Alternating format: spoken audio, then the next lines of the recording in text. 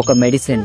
ఇది కేవలం డిజైన్ కాదు, దీని వెనుక సైన్స్ ఉంది. కుండపై ఉండే ఈ చిన్న దీపం చీకటిని తరిమి కొట్టే జ్ఞానానికి సింబల్. ఆ దీపం ఆరిపోకుండా చూసుకోవడమే ఒక ఛాలెంజ్.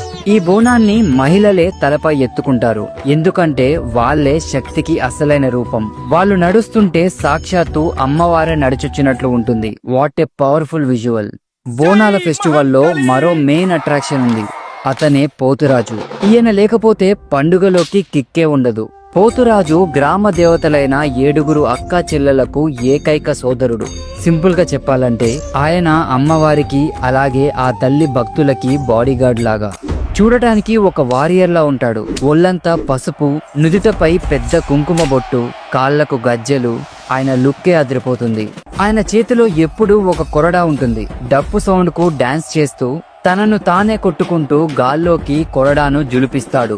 ఈ విన్యాసాలకు దుష్ట శక్తులు పారిపోతాయని నమ్ముతారు. ఊరేగింపులో పోతురాజు ముందు నడుస్తూ అమ్మవారికి భక్తులకు ఫుల్ సెక్యూరిటీ ఇస్తాడు. ఆయన ఎనర్జీతోనే జాతరకు అసలైన ఊపు వస్తుంది. పండుగ ఇంకా అయిపోలేదు, మరో 2 క్రేజీ ఈవెంట్స్ ఉన్నాయి, రంగం మరియు ఘట్టం. రంగం ఇది ఒక మైండ్ బ్లోయింగ్ ఈవెంట్. పండుగ మరుసటి రోజు పెళ్లి కాని ఒక యువతి వచ్చి మట్టి కుండపై నిలబడి భవిష్యవాణి చెప్తుంది.